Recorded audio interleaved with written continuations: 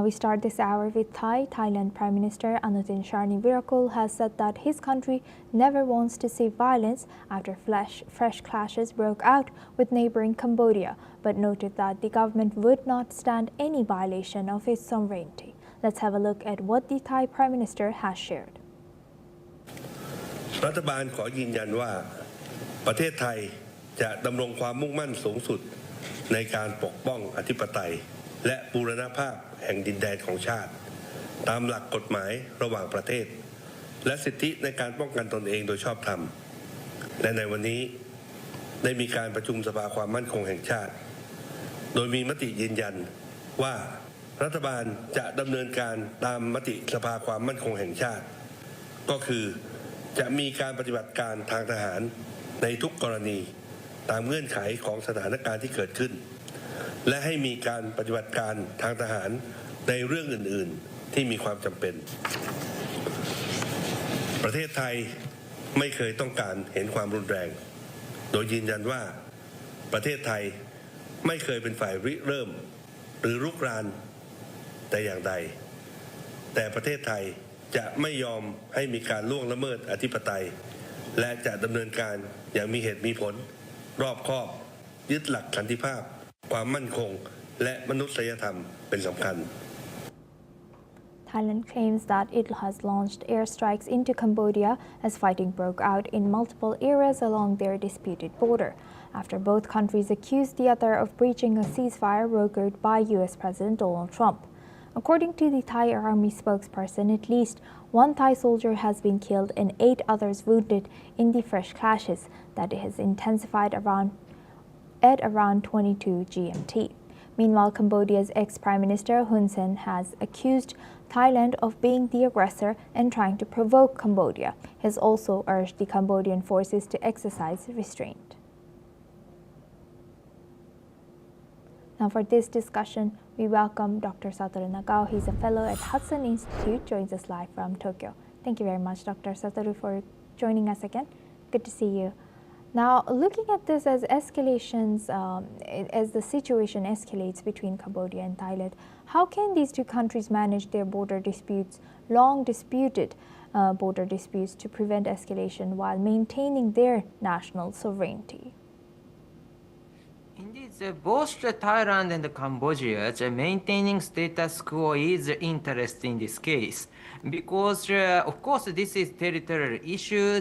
Both sides want to claim, but at the same time, these territories, indeed, because of the World Heritage, there's a possibility some income they can get, but that is income. Very limited incomes they are seeking. So that's why if they forge a big war, this is not a cost-effective way. They waste huge money. So that's why, indeed, in this case, maintaining a ceasefire is relatively easy compared with the other big war, a big conflict, I think. But at the same time, they killed each other. This kind of emotional situation has already happened. And in this case, just give up is not the option for both sides.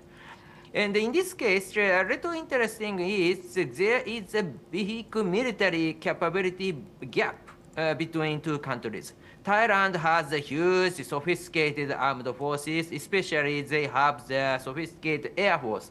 In case of Cambodia, Cambodia do not have the air force itself, and their anti-air weapon is also limited. So that's why if the air strike has happened from Thailand side, indeed, this is one-side game.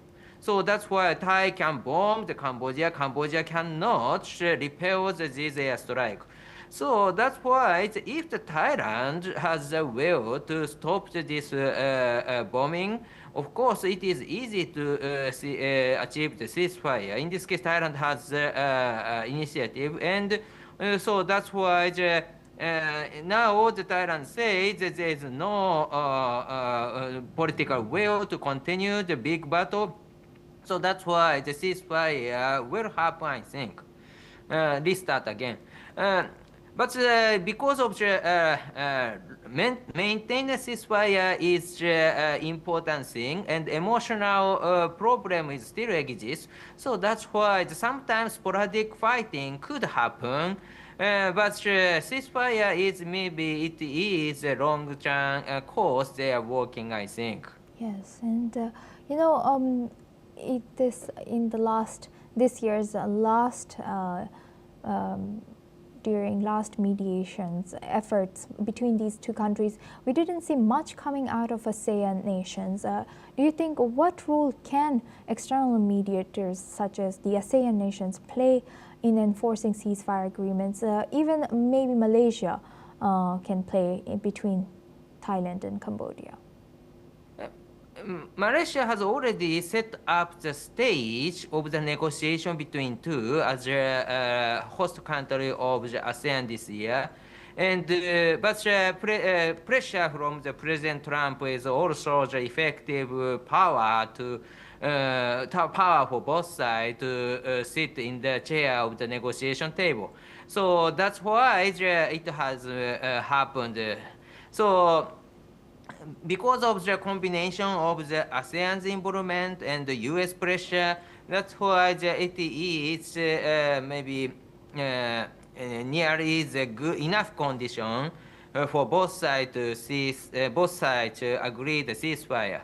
But at the same time, if this condition will change by some other factor, of course, there is a possibility they will fight again.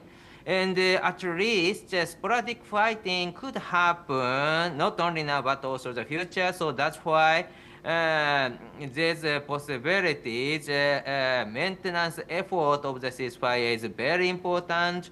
And without this, some sporadic fighting could be a little bit escalated one between two countries. And for ASEAN, this is very important and serious issue because if the country cannot integrate their effort, ASEAN is meaningless. So that's why the value of the ASEAN rely on how to maintain peaceful situation or how to coordinate their effort. And that is needed. So that's why this issue is indeed a very important issue for ASEAN, I think. Yes, indeed. Thank you for highlighting that. With that, I would like to thank Dr. Satoru Nagao for sharing that insight. Please stay with us as we come back to you for our later discussion. Now moving forward to Europe.